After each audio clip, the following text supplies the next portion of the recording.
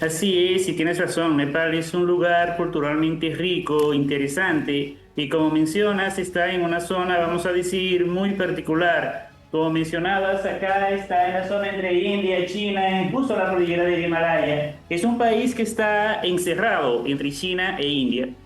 Y ciertamente es un país que muy pocas veces escuchamos en las noticias.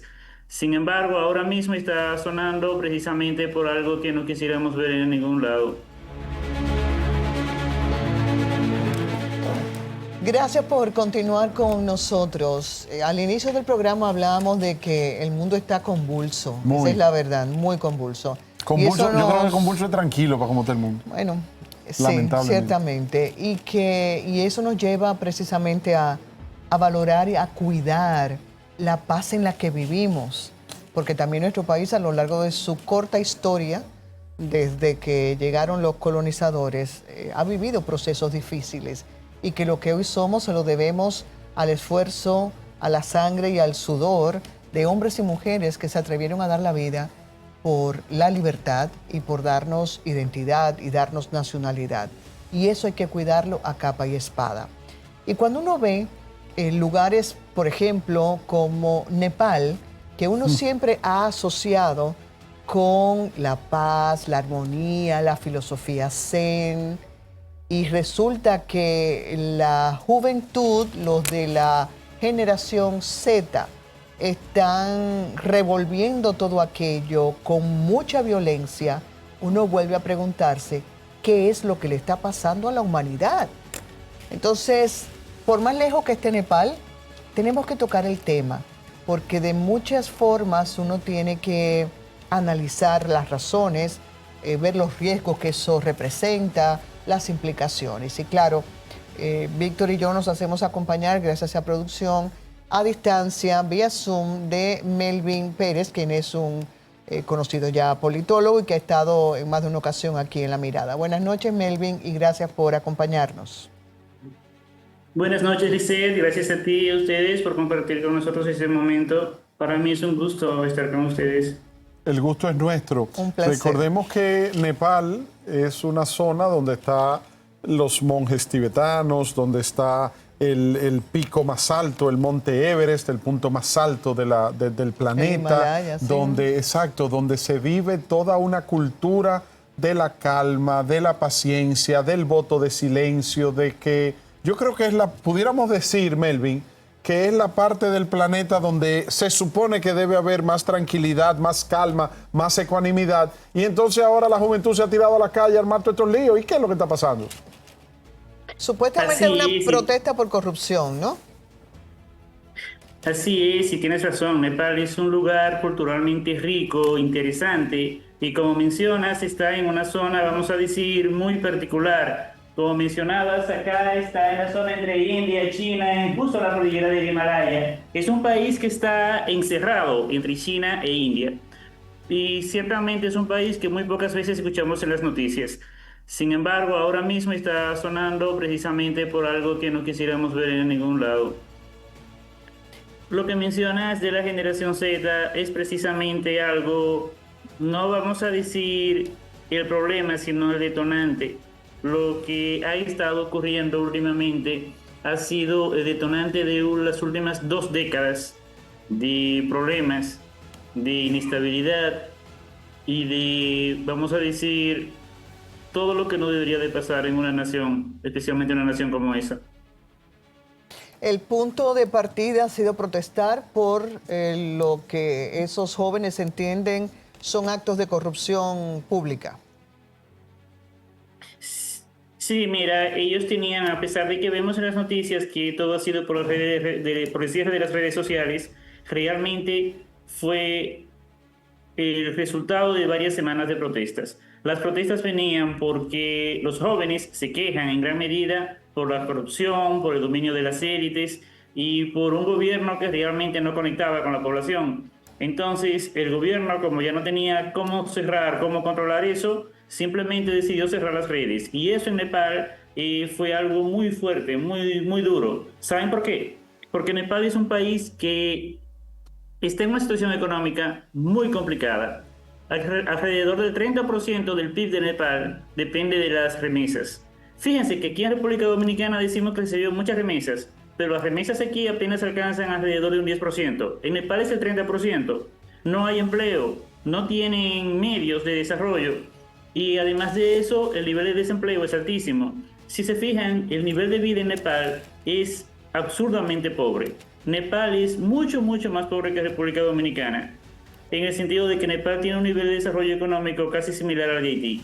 Y eso es un problema. Pero como les decía, no es algo que surge ahora, es la consecuencia que viene arrastrándose durante muchos años. ¿Qué impacto puede tener en la situación actual de Nepal, por ejemplo, en sus vecinos como China e India? ¿Podría ser eso un foco que detone tal vez otros movimientos de protesta en la juventud de esos países también? No creo que pueda influir mucho porque tanto China como India son países extremadamente grandes, economías mucho más desarrolladas, mucho más abiertas que Nepal. Nepal, al ser muy pequeño, aunque tiene 30 millones de habitantes, pero es muy pequeño comparado con sus vecinos, además de que es muy poco desarrollado comparado con sus vecinos. Y sobre todo, es un país muy inestable. Cuando digo inestable, tengo que recordar algo.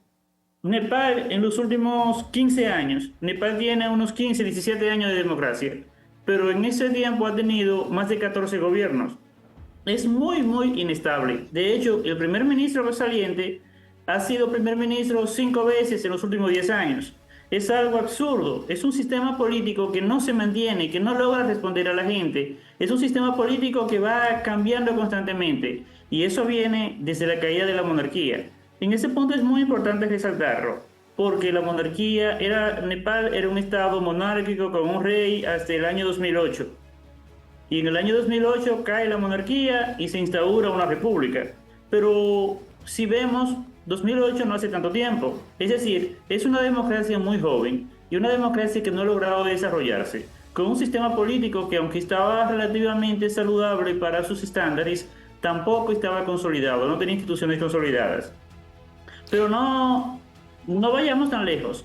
En el caso de Nepal, recordemos que la monarquía cayó en 2008, pero eso venía ya de un poco antes, cuando en 2001 el príncipe heredero asesinó a su padre, el rey, a la madre y a 7 miembros de su familia. Es decir, Nepal tiene ya los últimos 24 años que no sale de un problema. Primero, el príncipe heredero mata a la familia real, luego cae la monarquía, luego entra en una guerra civil. Estuvieron en una guerra civil durante unos 5 o 6 años en esa misma época. Se estabiliza relativamente con un sistema democrático, un sistema que no logró dar la talla y ha caído ahora. Es decir, estaba comportándose relativamente bien, pero no pudo aguantar. ¿Podría en este caso, como ha sucedido en otros lugares, tal vez, haber intereses foráneos detrás de ese estallido social con otros propósitos? Mira, esa parte sería especulación, pero es una sospecha válida, porque si nos fijamos, Nepal no es el primer país que cae con un movimiento de protestas que surge de manera espontánea. Hemos visto que una serie de países en los últimos 10, 15 años han tenido ese tipo de problemas. Lo vimos hace 15 años en Egipto, en Siria, lo vimos en Ucrania en 2014. De hecho, el lío que tiene Ucrania ha sido por ahí. Entonces, cuando uno ve que está pasando lo mismo en diversos países, es válido sospechar. ¿Es algo espontáneo o hay una mano detrás? Y ciertamente es probable que haya una mano detrás. Es probable que haya influencias de actores que busquen desestabilizar o que busquen impulsar un cambio. Pero por ahora no podríamos decir de manera muy clara porque es algo que está cambiando muy rápido y muy acelerado. Ya. En sentido general, porque me estoy acordando ahora también de lo que está viviendo Francia, no con protestas y levantamiento social, pero sí con el fracaso del presidente Macron con el tema de los primeros ministros. En un lapso de 2 años ha nombrado 5 primeros ministros, hace 2 o 3 días el más reciente. ¿Qué está pasando en el mundo con tanta inestabilidad política y social? Lo que pasa, Lisette, es que en varios de esos países tienen un sistema parlamentario que son naturalmente inestables. Nosotros en República Dominicana y en general en América tenemos sistemas presidencialistas. en el cual el presidente tiene un poder importante y suele poder gobernar, incluso con un Congreso que no sea afín. Pero en los países que son parlamentarios, el primer ministro se forma en base al partido que logre una mayoría en el Congreso. Y si no tiene una mayoría, entonces forman alianzas para poder lograr esa mayoría. Entonces lo que vemos en Nepal, lo que vemos en Francia, en Japón y en muchos otros países que tienen sistema parlamentario es una manifestación de la diversidad que tienen, de las debilidades de sus partidos. Porque si no tienen un partido que logre la mitad del Congreso, necesitan formar alianzas, que a veces esas alianzas pueden ser un poco estrambóticas. En el caso de Nepal era una alianza entre el Partido Comunista y otro partido que era básicamente de centro. En el caso de Francia, Macron ha tenido que formar alianzas con una serie de partidos muy diversos para lograr formar un primer ministro. Entonces, esos sistemas, aunque pueden ser saludables, se prestan a inestabilidad, porque no tienen la rigidez de un sistema presidencialista como el nuestro o como en América Latina.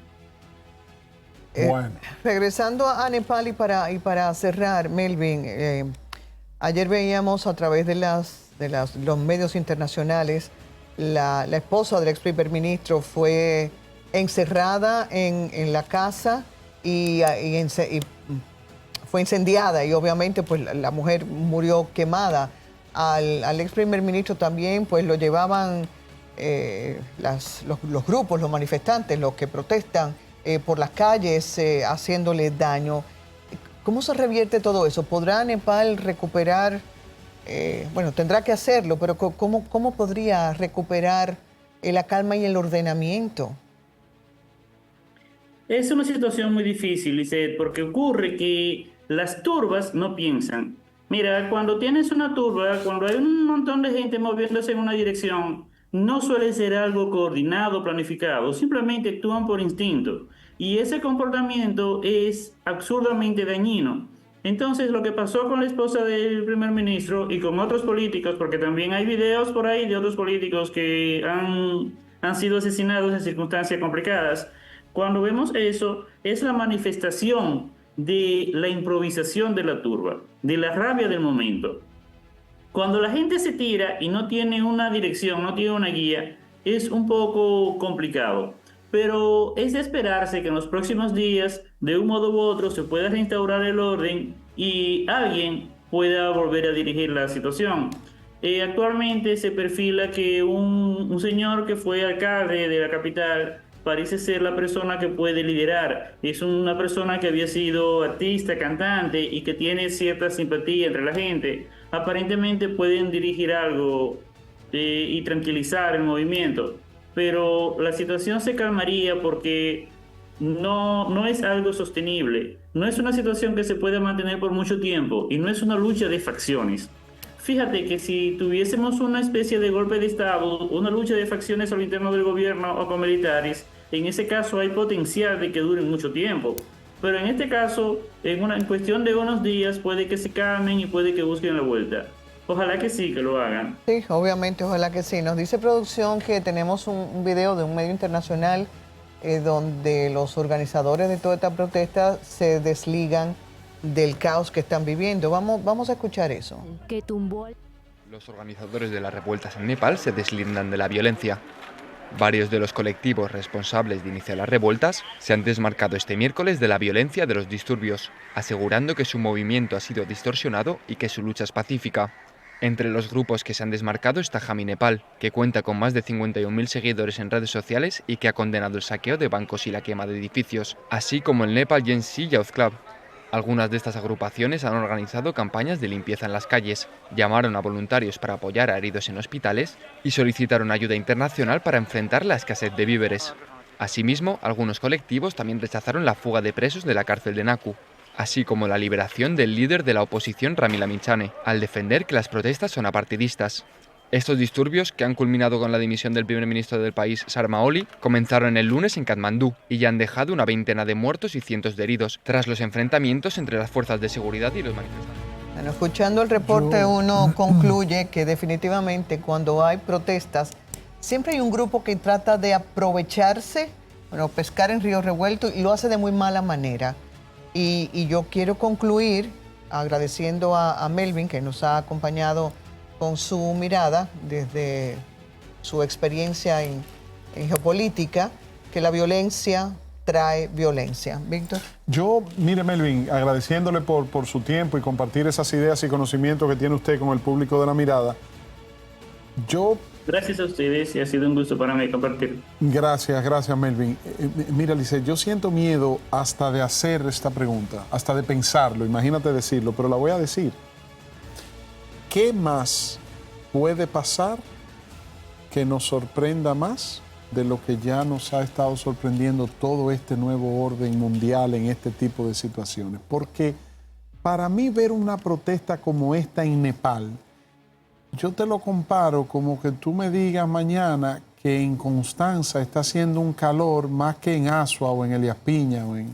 Sí, algo impensable, la verdad. O sea, yo me pregunto, mira el asesinato de este hombre de Kirk hoy en Estados Unidos, mira el asesinato del candidato a la presidencia en Colombia, mira el atentado de nuevo en Colombia, mira el intercambio de disparos hoy en Santiago, mira el tema de lo que es la guerra Ucrania, Rusia con el bombardeo de los drones, mira cómo Israel entra en Qatar a bombardear, mira cómo prácticamente han aniquilado todo lo que es el Estado palestino. Está bien, yo comprendo que Hamas es un grupo terrorista, que Hamas esto, que Hamas lo otro, y tú focalices tu ataque contra Hamas como grupo terrorista, como cuando, por ejemplo, Estados Unidos con Al-Qaeda. Bueno, yo comprendo, la organización terrorista es Osama Bin Laden, es Al-Qaeda, pero por eso ellos no fueron y acabaron con Pakistán y con Afganistán. Es correcto. Fue con Al-Qaeda, pero entonces Israel, tú ves que bombardea la Franja de Gaza a través de efectivo, porque es verdad que jamás, pero ¿cómo expanden esta guerra? Entonces yo digo, Dios mío, ¿a dónde va el mundo? Pues no va por buen camino. De todas maneras, yo voy a insistir en que la gente buena, que las acciones buenas que se producen todos los días en nuestro país, en el resto del mundo, son siempre muchas más. Lo que pasa es que las opuestas ruedan más rápidamente porque son objeto de atención. El escándalo, el morbo, el desastre. Y yo creo que tenemos que sumar voluntades para hacer acopio precisamente de lo bueno, porque hay que alimentar la esperanza. Si la perdemos, creo que lo perdemos todo. Claro. Y no es así.